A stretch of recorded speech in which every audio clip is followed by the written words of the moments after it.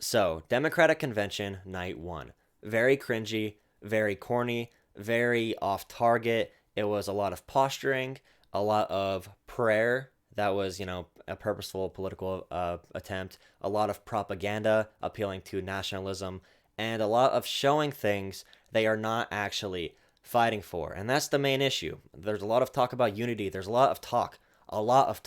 But we heard nothing about policy until around an hour and 45 minutes in, and we got Bernie Sanders come in to tell us the compromises him and Biden have made to get some type of progressive policy like the $15 minimum wage, like the climate policy, like lowering the Medicare age to 60 and expanding public options or whatever. So Bernie came on and talked about that issue, but we had nothing actually substantial. I saw a lot of posts saying the Democratic Party really tackled racism today. They did not attack racism at all. Racism is a systemic issue. It's very complex. You have to actually fundamentally change the systems under which our government operates, the systems of oppression, if you want to tackle racism. It's not about showing people of color. It's about showing what you're going to do for these communities. The reason we're in the place we are isn't because of individual hate between races. It's because of systemic faults that were never healed. They did not tackle that. They brought working people on to talk about their issues.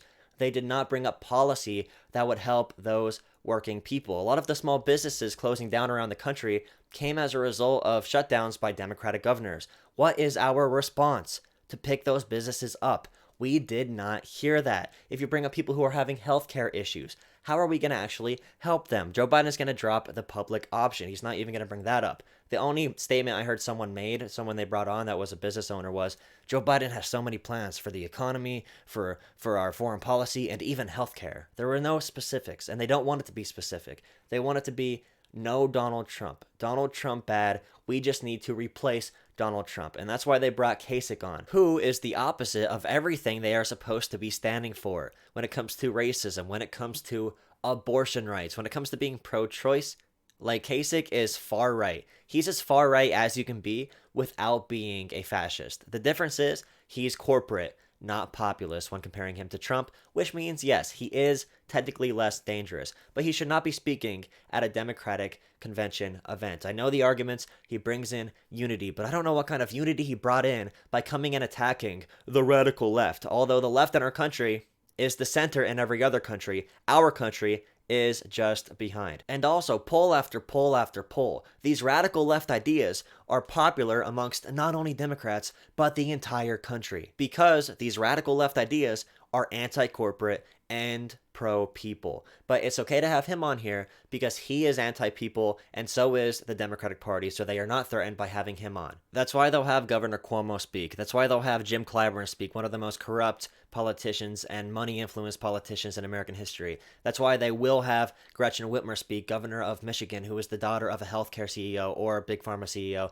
I always forget, but she's from that cloth. But they will not let someone like AOC have extended speaking time. They had to fight tooth and nail Andrew Yang supporters to even get him on there, and he plays the game with corporate Democrats, but he's been endorsing challengers to incumbents throughout the nation, so that's probably why he got gypped out of a speaking slot right away. But now with public pressure from the Yang gang on Twitter, Yang is speaking on Thursday, but still, it shows their priorities. And this also shows why, in my opinion, I know this is a little bit different thinking wise compared to most leftist commentators, but Trump is their shield. Trump allows Democrats to not focus on policy. As long as Donald Trump is in office, we have no hope of convincing anyone in the Democratic Party to adopt left ideas because of Trump, and because Trump is so bad will always work. People are going to be running for the safe normal if Trump is president. That's why I think it's better to have a weak Joe Biden to fight against other than a powerful fascist Donald Trump. I want us to be 1v1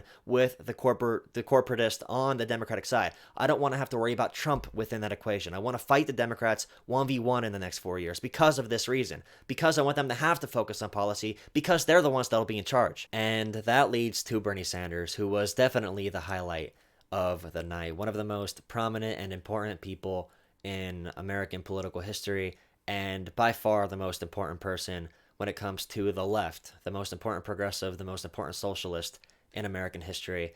He came on to discuss the movement how much harder we have to keep on fighting into the future. He really focused on authoritarianism.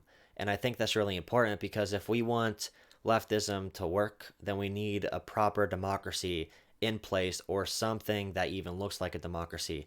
And I think he truly believes that Trump is an authoritarian threat that would wipe out fair elections on the national level in our country. I think he truly does believe that. He goes over the policies that we need to keep fighting for, guaranteeing healthcare to all people, and then he starts reviewing the concessions he got from Joe Biden when it comes to climate, when it comes to the minimum wage, when it comes to education, when it comes to lowering the Medicare age even to 60, and things like a public option.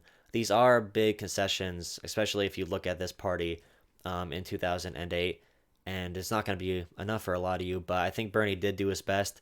And I'm going to talk about this more next week during the Bernie or Bust debate, so please come by for that. But I think he knows what he's doing. Yeah, so night one, I rate it a 2 out of 10. Let me know in the comments what your rating is and what takeaways did you get from this display of passion and patriotism.